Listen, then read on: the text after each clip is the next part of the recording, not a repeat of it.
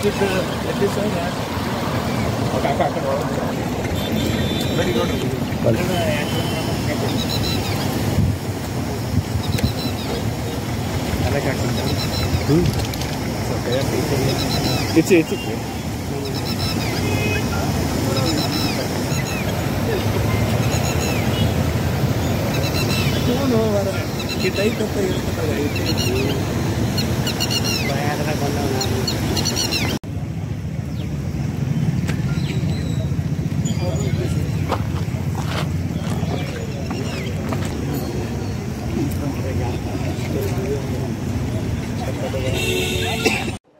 ಒಂದು ದುರ್ಘಟನೆಯಲ್ಲಿ ಮೃತಪಟ್ಟಂಥ ಕುಟುಂಬದವರಿಗೆ ನಾವು ನಮ್ಮ ಆಯೋಗದ ವತಿಯಿಂದ ಈಗಾಗಲೇ ಸಾಂತ್ವನ ಹೇಳಿದ್ವಿ.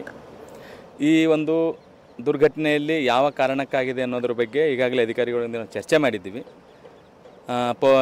ಪಾಲಿಕೆಯ ನಮ್ಮ ಕಮಿಷನರ್ ಆದಂಥವ್ರಿಗೆ ನಾವು ಈಗಾಗಲೇ ನಿರ್ದೇಶನ ಏನು ಕೊಟ್ಟಿದ್ವಿ ಅಂದರೆ, ಒಂದು ವಾರದೊಳಗಾಗಿ ಸುತ್ತಲೂ ರಕ್ಷಣಾ ಫಿನಿಶಿಂಗ್ ಆಗಬೇಕು, ಆಮೇಲೆ CC ಕ್ಯಾಮ್ರಾಗಳಾಗಬೇಕು, ಇಲ್ಲಿ ಜವಾನರನ್ನು ನೇಮಕ ಮಾಡಬೇಕು.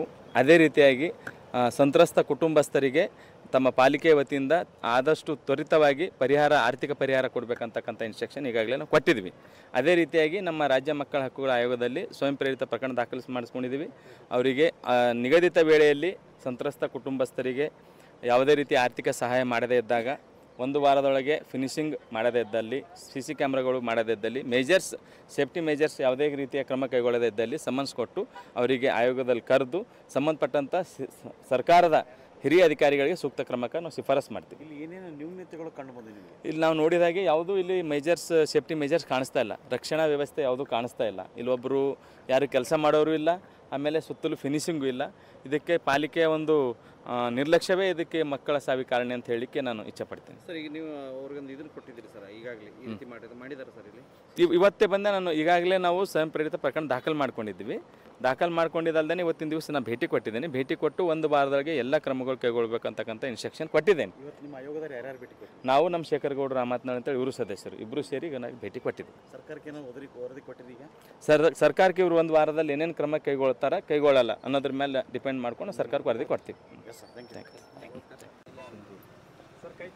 ಸರ್, ಈಗ ಆಗಿರ್ತಕ್ಕಂಥದ್ದು ಈಗ ಆಗಿರ್ತಕ್ಕಂತಹದ್ದಲ್ಲ, ಇದು ಶಿಫ್ಟ್ ಆಗಬೇಕಾಗಿರ್ತಕ್ಕಂಥದ್ದು. ಈಗ ಆಗಿರ್ತಕ್ಕಂಥ ಘಟನೆಯನ್ನು ನೋಡಿದ್ರೆ ಬಹುಶಃ ನೀವು ಹೇಳ್ತಕ್ಕಂಥದ್ದು ಆಗಲೇಬೇಕಾಗಿರ್ತಕ್ಕಂಥದ್ದು, ಶಿಫ್ಟ್ ಆಗಬೇಕು. ಯಾಕಂದರೆ ನಗರದ ಮಧ್ಯಭಾಗದಲ್ಲಿ ಇರೋದರಿಂದ ಅತ್ಯಂತ ಸೂಕ್ತವಾಗಿರ್ತಕ್ಕಂಥದ್ದು.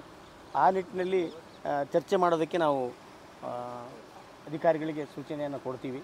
ಹೆಚ್ಚಿನ ವಿಷಯಗಳನ್ನು ನಮ್ಮ ಮಾನ್ಯ ಕೋಸಂಬೆ ಸರ್ ಅವರು ನೋಡ್ಕೊಳ್ತಾರೆ. ಇಲ್ಲಿ ಚುನಾವಣಾ ನೀತಿ ಸಂಹಿತೆ ಇರೋದ್ರಿಂದ ಕೆಲವೊಂದು ವಿಷಯಗಳನ್ನು ಚರ್ಚೆ ಮಾಡೋಕ್ಕೆ ಆಗೋದಿಲ್ಲ ಅಂತಕ್ಕಂಥದ್ದನ್ನು ಕೂಡ ತಮ್ಮ ಗಮನಕ್ಕೆ ತರ್ತಾ ಇದ್ದೀವಿ. ಶೇಖರ್ ಗೌಡ ಜಿ ರಾಮತ್ನಾಳ್ ಅಂತ.